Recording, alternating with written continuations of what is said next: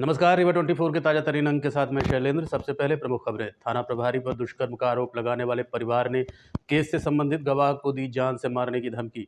पुत्र की हत्या की जांच को लेकर 2.5 साल से भटक रहा पिता। हाका अभियान के दौरान अस्पताल चौराहे में चाकूबाजी की घटना आई सामने और खाद कालाबाजारी करने पर खाद बीज विक्रेता पर दर्ज की गई FIR। इन खबरों सहित अन्य खबरें विस्तार से। थाना प्रभारी पर दुष्कर्म का आरोप लगाने के बाद अब केस से संबंधित गवाह को जान से मारने की धमकी दी जा रही है। 12 जून को गढ़ थाना अंतर्गत टिकुरी में मारपीट के मामले में पुलिस आरोपियों को गिरफ्तार करने गई थी। उसी दौरान पुलिस के साथ झूमाझटकी और मारपीट की गई, साथ ही वर्दी भी फाड़ दी गई थी, जिसके बाद पुलिस किसी तरह से आरोपियों को गिरफ्तार कर गई और न्यायालय में पेश किया, जहां से उन्हें जेल भेज दिया गया। मामले में नया मोड़ तब आया जब आरोपी जेल से छूटने के बाद घर पहुंचे तो उनके परिवार से एक महिला ने 15 वर्षीय बेटी के साथ तत्कालीन थाना प्रभारी विकास कपीस व उनके एक अन्य सहयोगी ओम प्रकाश पर दुष्कर्म का आरोप लगा दिया। इस संबंध में SP विवेक सिंह का कहना है कि पुलिस पर दबाव बनाने के लिए झूठे आरोप लगाए जा रहे हैं। हालांकि शिकायत दर्ज कराई गई है, इसलिए राजपत्रित अधिकारी से जांच कराई जाएगी। वहीं आज इसी केस से संबंधित एक गवाह SP कार्यालय पहुंचे और अपने जान की सुरक्षा की गुहार लगाई है। गंगा प्रसाद कुशवाहा ने बताया कि जिस दिन घटना हुई उनके सामने ही हुई थी। उन लोगों ने पुलिस को मारा था, जिस पर वो गवाह। अब आरोपी गवाही बदलने का दबाव बना रहे हैं और जान से मारने की धमकी दे रहे हैं, जिससे वो डरा हुआ है। शिकायत यह महेश साकेत के लेके आन है। क्या घटना हुई थी? घटना वहाँ ने पहले वो मुलजिम पकड़े गया रहा, आए रहे पुलिस वाले, मुलजिम पकड़े आए तो फिर मुलजिम को भगाए दिन ही सुतार के और जौन है तो वो कि से फिर बाद में मारपीट करे पुलिस के साथ, वर्दी उर्दी फाड़ कट्टा चला ये कि इन्हीं से। ये घटना आपके सामने हुई? हमारे सामने भाई। तो इसमें आपका क्या रोल है? आप कौन है इसमें? जी, आप गवाही हैं उसमें? हाँ, हमारे सामने की बात यह है, हमारे द्वारन के तो हम गवाही हैं नोमा। अच्छा, पुलिस की तरफ? हाँ, पुलिस की तरफ। परेशानी है? परेशानी अब यह है कि हमका कहाँ कढ़ाई नहीं मिला है, कहीं वो कहा था कि का कहावत हम मार दे गोली जान से ख़त्म कर दे, नहीं बयान न दे। यह परेशानी है हमका, जब सहायता न मिली तो हम कस के जिया, हमारे तो जिये हराम करे। अभी क्या आश्वासन मिला इसके साथ? पुत्र की हत्या की जांच को लेकर एक पिता पिछले 2.5 साल से भटक रहा है। आज एक बार फिर न्याय की उम्मीद में SP कार्यालय पहुंचकर न्याय की गुहार लगाई है। मध्य प्रदेश के रीवा जिले से एक सनसनीखेज मामला सामने आया है, जहां एक परिवार ने अपने 18 वर्षीय बेटे दीप कुशवाहा की हत्या की जांच की मांग की है। परिजनों ने पुलिस को लिखित शिकायत देते हुए दोषियों के खिलाफ कार्रवाई की अपील की है। दरअसल मृतक दीप कुशवाहा के परिजनों का आरोप है कि दीप की हत्या पूर्व नियोजित थी। घटना के पहले कुछ संदिग्ध लोग घर आए थे और कुछ दिनों बाद दीप की लाश मिली। परिजनों का दावा है कि दीप के साथ मारपीट की गई है और उसे मौत के घाट उतार दिया गया है। शंका है कि कोई मार के लटका दिया था। आज 2 साल से हम भटक रहे हैं।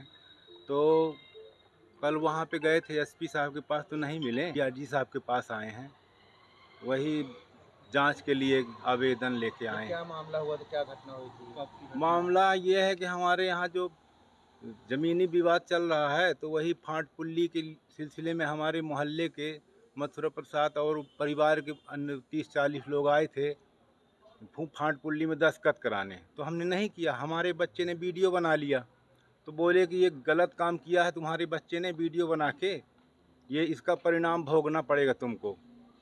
तो फिर हमने कहा कि हम थोड़ी बोले हैं कि बच्चे को वीडियो बनाने के लिए, कहीं गलत किया है, अब भोगना पड़ेगा। तो कुछ दिन बाद हमारे बच्चे को फांसी में लटका हुआ मिला घर में। हम लोग चले गए थे रानी तालाब, तो वहीं लटका हुआ मिला। फिर इसके बाद हमने रिपोर्ट सिटी कोतवाली में किया और SP साहब के भी पुराना है हमारे पास, और जांच कुछ नहीं हुआ। साल भर से इसका मोबाइल अभी जब्त है, वहाँ भोपाल गया साइबर सेल लैब में, तो आज तक नहीं आया। 1 साल हो गया सर। एक ही लड़का था हमारे। क्या था लड़के का? दीप कुशवाहा। मेरा दिनेश कुशवाहा। क्या कोई शंका है आपको किसी को? शंका वही मोबाइल में वो रिकॉर्डिंग किया है सर। हम यही जानते हैं कि उसका मोबाइल खुल जाए तो उसमें से जो निकलेगा तो उसके हिसाब से जांच चालू हो। अब तो खुल सकता है। जी, मौत का राज उसी में बंद है। किनसे जमीनी विवाद चल रहा था? मथुरा प्रसाद कुशवाहा और परिवार के बहुत लोग हैं। कहाँ की जमीन है? वहीं रिवर फ्रंट में उसका मुआवजा भी बना है, तो गलत तरीके से मुआवजा भी उठा लिए हैं वो लोग। उसमें जो रोड गई है 1313 से रोड 16 नंबर की गई है।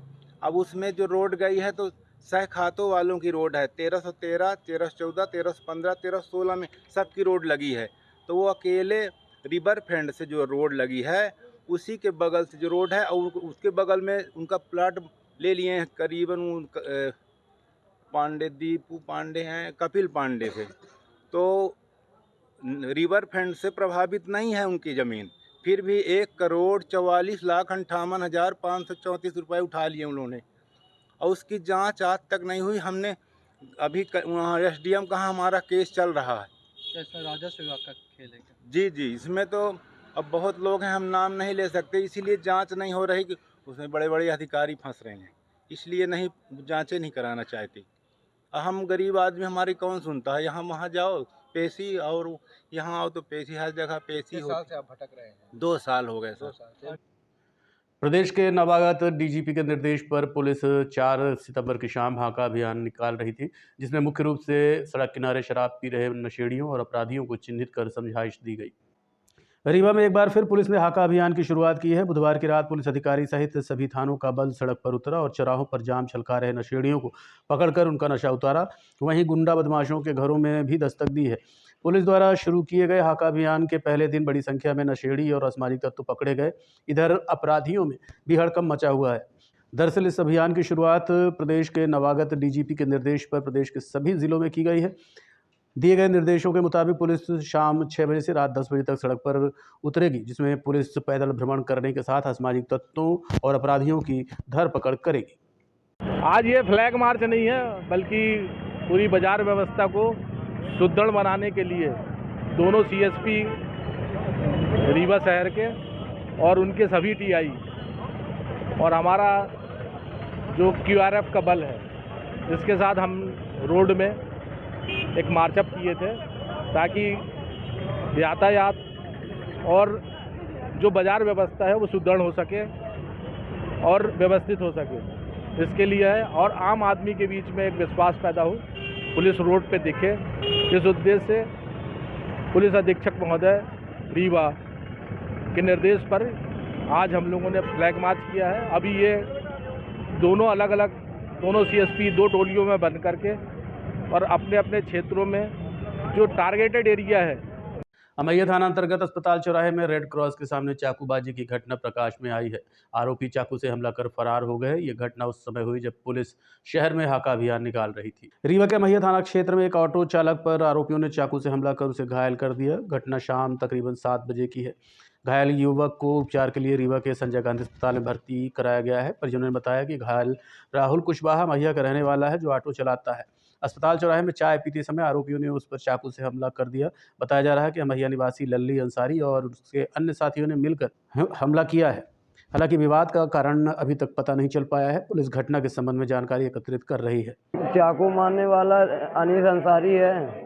उसके साथ में 2-4 लड़के आए थे, अब मार के भाग लिए। और दिन भर ऑटो चला रहा था राहुल। शाम को बोला चलो चाय थोड़ा सा पी लें हम दोनों को, तो बोला चाय पी लें। तो वो ओंडे आए तो बैठ गए, चाय पीने लगे तो गए थोड़ा पेशाब करके आते हैं, पता नहीं इतने में मार के चले गए। कहाँ की घटना है? यही संजय गांधी बच्चा वाले गेट थे, नीचे से गेट जो बंद है वहीं का मामला है। किस चीज़ को लेके विवाद हुआ? किसी भी चीज़ की लाने नहीं, फालतू। जिसको चाकू मारे क्या नाम है? राहुल कुशवाहा। क्या करता क्या है? वो गाड़ी चलाता है, अपनी ऑटो वैसे तो चलाता है दिन में। पहले तो कोई विवाद था उनमें? नहीं, कोई विवाद नहीं था पहले से। अब वो पता नहीं अचानक कैसे धमकी दे रहा था, मैं तुम्हें जान से मार देता। हमारी भी लड़ाई हो गई थी तो मारे हैं, यहाँ पर मारे हैं। रिपोर्ट लिखवाया हमने, कोई सुनवाई ज़्यादा नहीं हो रही है। कितने लोग थे वहाँ? वो 4 लोग थे। तो 2 लोग को हम लोग पकड़ लिए थे, तो दोनों झिटक के भाग दिए। हमारे हाथ में लगा था तो भाग दिए 2 लोग, और 2 लोग खड़े थे। रीवा के आदिवासी छात्रावास में रहकर अपना भविष्य बनाने में पढ़ाई कर रहे छात्रों में छात्रावास की अव्यवस्थाओं को लेकर कलेक्टर का घेराव कर दिया। अचानक से पहुंचे छात्रों के आने की सूचना के बाद नायब तहसीलदार उनसे मिलने पहुंचे और उनकी समस्या को जानकर जल्द निराकरण का आश्वासन दिया है। अपनी समस्याओं को लेकर सड़क पर उतरे छात्रों के आक्रोश को देखते हुए आज आदिवासी विकास परियोजना अधिकारी छात्रावास पहुंचे और निरीक्षण कर छात्रों से जानकारी ली। छात्रावास में छात्रों का कहना है कि छात्रावास में करीब 15 दिनों से पानी का अभाव है, भवन जर्जर है, ठंड के कपड़े नहीं है, फर्नीचर स्टेशनरी का भी अभाव है, यहाँ तक कि खाना बनाने वाले रसोइयों को सैलरी तक नहीं मिल पा रही है। फिलहाल जांच के बाद सारी व्यवस्था 15 दिन में बनाने अधिकारियों ने आश्वासन दिया है। दरअसल आदिवासी छात्रावास में अव्यवस्था को लेकर इसके पहले भी छात्र आंदोलन कर चुके हैं।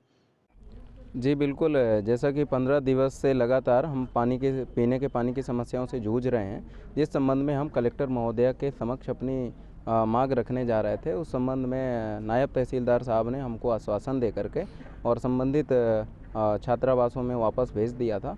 और जैसा कि अभी हमारे जिला संयोजक महोदय ट्राइबल डिपार्टमेंट से आए थे और उन्होंने जो सभी समस्याओं से हम लोगों ने सभी छात्रों ने मिलकर अवगत करवाया और वो समस्याएं सुनकर के उन्होंने ये आश्वासन दिया है कि ये समस्याएं जो हैं आपकी ये बिल्कुल सही हैं और इन समस्याओं के निराकरण के लिए अपन जांच का विषय है और जांच में दे करके ये 15 दिवस के अंदर सभी समस्याओं का निराकरण करेंगे।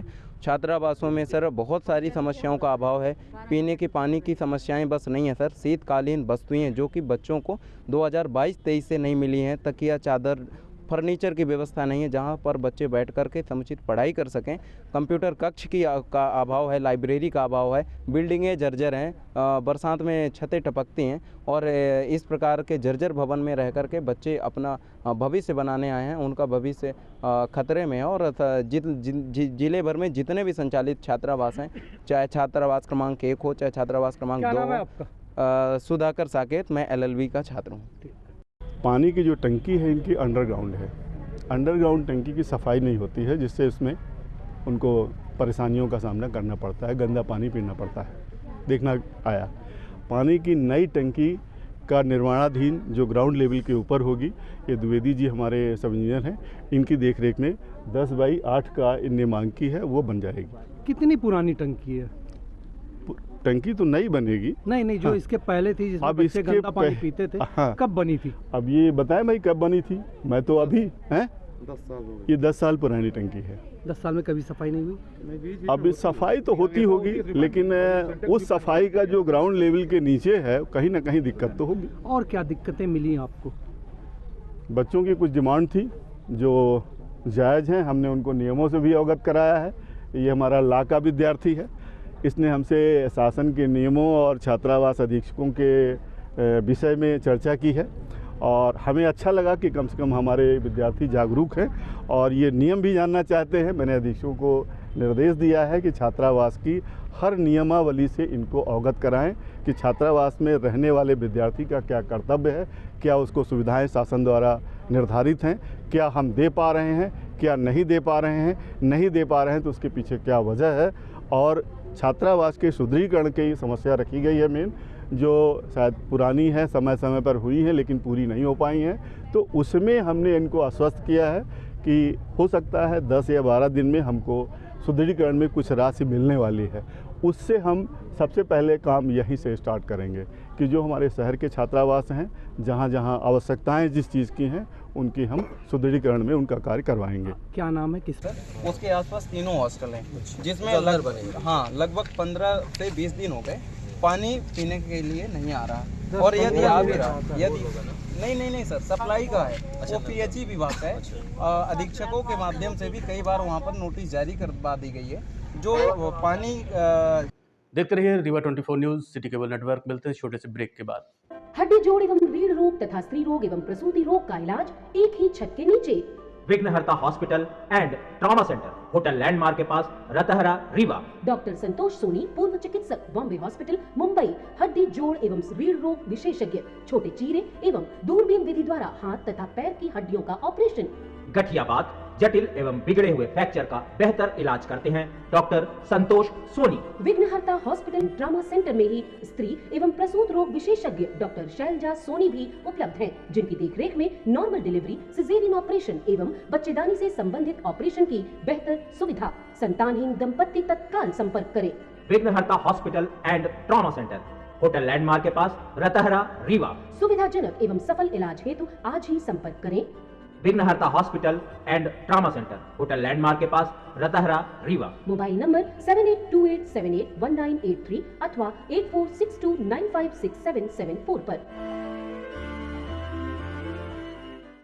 खाद की कालाबाजारी करने पर खाद बीज विक्रेताओं के दुकानों की जांच की जा रही थी। इसी संबंध में आज आवश्यक वस्तु अधिनियम के तहत दुकान संचालक के खिलाफ एफआईआर दर्ज की गई है। खाद की कालाबाजारी करने तथा निर्धारित दर से अधिक राशि लेकर किसानों को डीएपी खाद की बिक्री करने पर मेसर्स शिव खाद बीज भंडार पुराना बस स्टैंड रीवा के विरुद्ध एफआईआर दर्ज कराई गई है। ये कार्रवाई आवश्यक वस्तु अधिनियम के तहत की गई। इस संबंध में उप संचालक कृषि यूपी बागरी ने बताया कि खाद और बीज विक्रेताओं के दुकानों की नियमित जांच की जा रही है। परीक्षण के दौरान वरिष्ठ कृषि विस्तार अधिकारी बीपी सिंह को शिव खाद बीज भंडार में अधिक दाम पर डीएपी खाद की बिक्री की शिकायत प्राप्त हुई थी। शिकायत के साथ इसका वीडियो भी प्रस्तुत किया गया था। जांच करने के दौरान दुकान से अधिक दाम में डीएपी खाद की बिक्री पाए जाने पर आवश्यक वस्तु अधिनियम के तहत दुकान संचालक शिव कुमार गुप्ता के विरुद्ध सिविल लाइन थाने में एफआईआर दर्ज कराई गई है।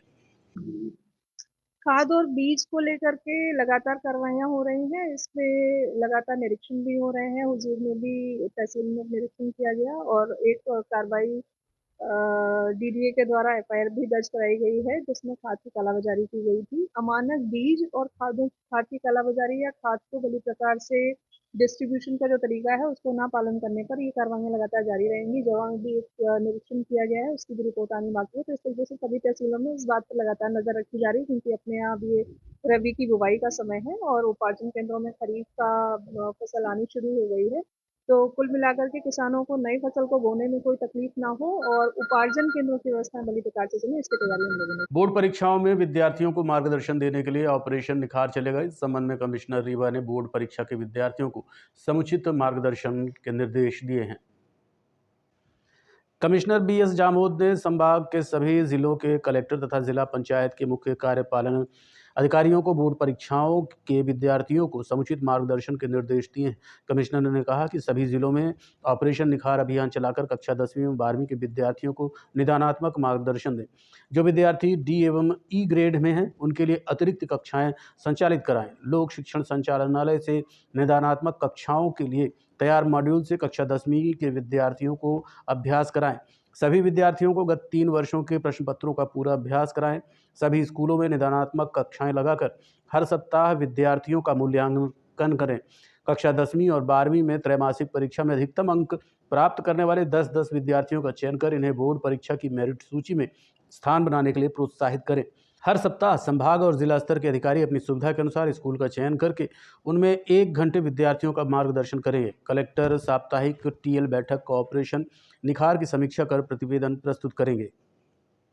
इसमें अब डिविजनल कमिश्नर सर ने सभी लोगों को निर्देश दिए हैं कि जो अपने यहाँ बोर्ड परीक्षाओं के बच्चे हैं उनको और बेहतर तरीके से किस तरीके से उनकी काउंसलिंग की जाए, हैंड होल्डिंग की जाए, ताकि वो परीक्षाओं में और बेहतर प्रदर्शन कर सकें। और वैसे भी युवा छात्र अपने सभी लोगों के लिए धरोहर की तरह हैं और उनको किस तरीके से अगर किसी हम लोगों के सहयोग से उनके जीवन में कोई निखार आता है तो ये हम सभी लोगों के लिए एक अच्छा अवसर है कि सभी अधिकारी इसमें अपना सहयोग देते हुए, जिला शिक्षा अधिकारी इसके नोडल अधिकारी रहेंगे। स्कूलों में इस तरीके के कार्यक्रम के साथ साथ में कैरियर काउंसलिंग भी, जिसमें 12वीं के बच्चे रहते हैं, कॉलेज के बच्चे रहते हैं, ताकि वो भली भांति इन चीज़ों को भी समझ सकें कि वो भविष्य में उनके सामने क्या-क्या अवसर हैं, वो क्या-क्या काम आगे कर सकते हैं, उनके भविष्य के जो लक्ष्य हैं उनको निर्धारित करने में उनको सुविधा हो। इस तरीके के शेड्यूल हम लोग जल्दी जारी करेंगे। ट्रेन हादसे में दोनों पैर गंवा चुके एक युवक को उस समय उड़ान मिल गई जब कलेक्टर प्रतिभा पाल ने उन्हें ट्राइसिकल दिलाकर चलने की राह दिखाई। सिमरिया निवासी पिंटू पाठक ने बताया कि वो बीकॉम और कंप्यूटर एजुकेशन ले चुका है, लेकिन बचपन में ही ट्रेन हादसे के कारण उसके दोनों पैर खो दिए थे, जिसके कारण वो घर से आने जाने में असमर्थ था। किसी तरह उसने अपनी पढ़ाई पूरी की, लेकिन आगे चलने के लिए उसे कोई सहारा नहीं था। इस बात की जानकारी होने पर कलेक्टर प्रतिभा पाल ने रेड क्रॉस के माध्यम से पिंटू पाठक को ट्राइसिकल दिलाकर चलने का सहारा दे दिया है। पिंटू पाठक ने कहा कि इसके सहारे अपना जीवन यापन कर सकता है, उसके पास एजुकेशन है और वो आगे कहीं भी काम कर सकता है, जिससे उसका जीवन आसानी से चलने लगेगा। शासन की योजना है दिव्यांगजनों को प्रोत्साहित करने के लिए, प्रमोट करने के लिए, उसी के तहत ये लैपटॉप वितरण का कार्य किया गया है। और ये देख करके अच्छा लगा कि जो आवेदक हैं वो ITI में पढ़ रहे हैं और मतलब वो काफ़ी प्रॉमिसिंग लगे कि उन्होंने ये कहा कि वो अपना ITI करने के बाद कंप्यूटर सीखेंगे, टाइपिंग सीखेंगे और भविष्य में उन्होंने अपने लिए जो अपना लक्ष्य तय किया है उसको प्राप्त करने में ये लैपटॉप और जो उपकरण जो विशेष रूप से डिज़ाइन किए गए हैं वो उनको सहयोगी बनेंगे और इन दोनों ही आवेदकों को शुभकामनाएं कि वो भली प्रकार से इनकी मोबिलिटी में ये दोनों उपकरण उनको हेल्प करेंगे ताकि वो और बेहतर तरीके से अपना काम कर सकें। आज के अंक में इतना ही। देखते रहिए रीवा 24 न्यूज़। नमस्कार।